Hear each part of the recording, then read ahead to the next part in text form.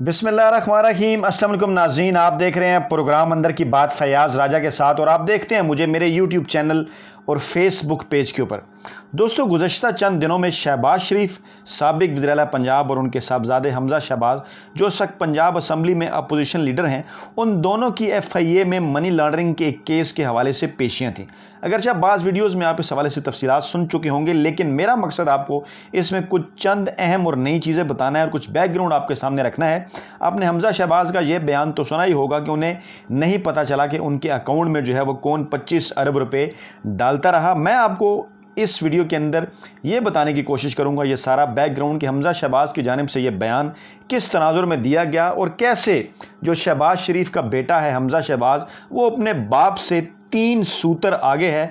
اور کس طرح سے کرپشن نے بھی جو ہے وہ اس خاندان کے سامنے کان پکڑ لیے ہیں باقاعدہ طور پر۔ ناظرین، اگر تاریخی تناظر میں دیکھا جائے تو 1971 سے لے کے 2021 تک گزرے 50 برسوں میں پاکستان میں اگر جنرل ضیاء کے 11 سال نکال دیے جائیں اور جنرل مشرف کے 9 برس نکال دیے جائیں، یعنی 20 برس، تو پیچھے جو 30 برس بچتے ہیں، ان 30 برسوں میں پاکستان میں 2 خاندانوں نے حکومت کی، جن میں سے ایک خاندان ہے شریف خاندان اور دوسرا خاندان ہے بھٹو خاندان، یا چاہے آپ اسے زرداری صاحب کو بھی بیچ میں شامل کر لیں۔ تو ان دونوں خاندانوں نے عالمی سطح کے اوپر جو شہرت حاصل کی گزشتہ چند برسوں کے دوران، وہ شہرت ان کی منی لانڈرنگ کے حوالے سے ہے، اور ابھی تک پاکستان جو ہے وہ اس دوران، جو کہ گزشتہ 20 برسوں میں،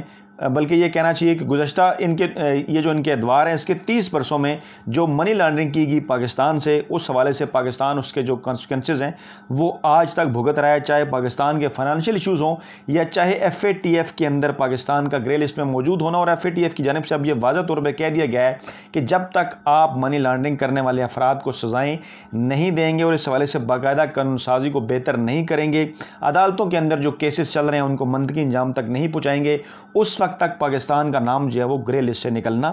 مشکل ہے۔ اچھا ناظرین، کل میں نے آپ کے سامنے ایک ویڈیو رکھی تھی، یہ جو دونوں شاہی خاندان ہیں، اس میں سے ایک شاہی خاندان جو ہے وہ بھٹو خاندان کے صاحبزادے بلاول بھٹو کے حوالے سے، کہ کیسے وہ گھٹیا ترین ایک حرکت کے اندر جو ہے وہ ملوث رہے، اور ان کے زیر انتظام جو سندھ کی صوبائی حکومت تھی، وہ عام لوگوں کے، غریبوں کے، ناداروں کے، بیواؤں کے جو ہے وہ کروڑوں روپے زکوٰۃ کی مد میں جو انہیں دیے جانے تھے وہ لوٹ کر کھا گئے۔ دوسرا شاہی خاندان، یعنی دوسرے شاہی خانوادے کے پرنس، میں یہی کہوں گا کیونکہ اگر ایک شاہی خانوادے کے پرنس ہیں بلاول بھٹو، تو دوسرے شاہی خانوادے کے پرنس جو ہیں حمزہ شہباز ہیں، کیونکہ میاں نواز شریف نے سیاست میں اپنے بیٹوں کو آگے نہیں کیا، انہوں نے اپنی بیٹی مریم نواز کو آگے کیا، لیکن جو ان کے بھائی ہیں شہباز شریف، ان کے جو صاحبزادے ہیں حمزہ شہباز، وہ پاکستانی سیاست میں جو ہیں وہ خاصے ایکٹیو رہے ہیں۔ گزشتہ چند دنوں میں شہباز شریف اور حمزہ شہباز جو دونوں باپ بیٹے ہیں، ان کی ایف آئی اے کے اندر پیشی تھی، اور کمال جرت اور کمال چلاکی کا مظاہرہ کرتے ہوئے، بلکہ کمال کانفیڈنس کا مظاہرہ کرتے ہوئے، کیونکہ انہیں اس حوالے سے اعتماد جو ہے وہ آلریڈی لاہور کی جو عدالتیں ہیں ان کے اوپر ان کا اعتماد شریف فیملی کا پوری طرح سے قائم ہے، اور شریف فیملی کا اعتماد بھی ان عدالتوں کے اوپر پوری طرح سے قائم ہے۔ اس لیے شہباز شریف اور حمزہ شہباز نے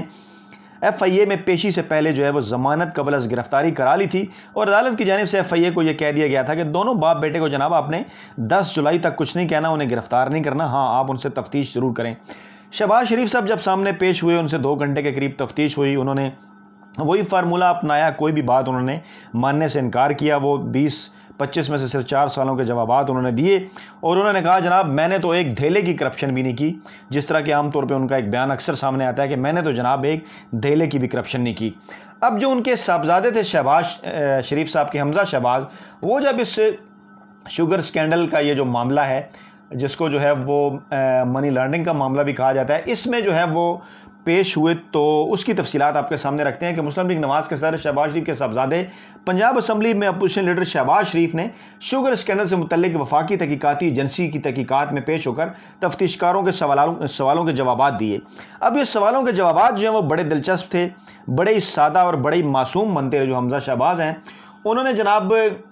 وہاں ان کے اوپر الزام تھا 25 ارب روپے کی منی لانڈرنگ کا، کہ الزام کے اوپر وہ اپنا بیان جو ہے وہ قلم بند جو ہے وہ کروائیں۔ اس حوالے سے جب ان سے سوالات کیے گئے تو سوالوں کے جواب میں حمزہ شہباز نے اس معاملے سے مکمل طور پر لا علمی کا اظہار کیا۔ جب ان سے یہ سوال کیا گیا کہ وہ بتائیں کہ کس نے ان کے اور ان کے عملے کے اکاؤنٹس میں کثیر رقم جمع کرائی، تو انہوں نے کہا کہ انہیں نہیں معلوم کہ ان کے اور شوگر مل کے جو کم درجے کا جو ملازم عملہ ہے ان کے اکاؤنٹس میں جو یہ رقم ہے یہ کس نے جمع کرائی ہے۔ اور خاص طور پہ ان کا یہ بھی کہنا تھا، انہوں نے 2-3 چیزیں بڑی جو ہے وہ اپنی طرف سے تو وہ بڑے سادہ بنے، لیکن جو چیزیں اس بیان کے اندر ہیں، میں پہلی بات انہوں نے یہ کی کہ جناب انسداد کرپشن ایکٹ 1947 جو ہے اس سے میں ہرگز واقف نہیں ہوں۔ مطلب کتنے ہی معصوم بن گئے وہ جناب سیاسی حکومتوں کا حصہ رہے، ایک سیاسی خانوادے سے وہ تعلق رکھتے ہیں، پنجاب اسمبلی کے وہ اپوزیشن لیڈر ہیں، اور موصوف فرماتے ہیں کہ وہ انسداد کرپشن ایکٹ 1947 سے واقف نہیں ہے۔ دوسری بات انہوں نے کی کہ جناب میں تو منی لانڈرنگ کا جو قانون ہے 2010 کا، میں اس سے بھی لا علم ہوں۔ تیسری اہم ترین بات ان سے جب پوچھی گئی کہ اسی کیس کے اندر ان کے ایک بھائی سلمان شہباز جو مفرور ہیں ان کے متعلق پوچھا گیا، تو ان کے متعلق بھی انہوں نے یہ کہا کہ مجھے نہیں جناب، مجھے نہیں پتا کہ جو ہے وہ سلمان شہباز اس حوالے سے جو ہے وہ کیوں مفرور ہیں۔ اور انہوں نے کہا کہ جناب میں تو 2008 سے 2018 تک قومی اسمبلی کا رکن رہا ہوں، میں مسلسل جو ہے وہ اس دوران سیاست کے اندر جو ہے وہ مصروف رہا ہوں، اور مصروف ہونے کی وجہ سے مجھے نہیں پتا چلا کہ میرے ذاتی اکاؤنٹ میں کون جو ہے وہ اتنے سارے پیسے جمع کراتا رہا ہے، کون میرے ملازمین کے اکاؤنٹ میں جمع کراتا رہا ہے پیسے، اور یہ پیسے اتنے زیادہ ہو گئے ہیں کہ ان کی اماؤنٹ جو ہے وہ 25 ارب روپے تک جو ہے وہ پہنچ چکی ہے۔ اس کے ساتھ ساتھ انہوں نے یہ بھی کہا کہ یہ ان کے لاہور میں جو عوامی پروجیکٹ سے متعلقہ جو انجینئرز ہیں، کنسلٹنٹ ہیں اور جو ٹھیکیدار ہیں، ان سے بھی میری کبھی ملاقات نہیں ہوئی، اور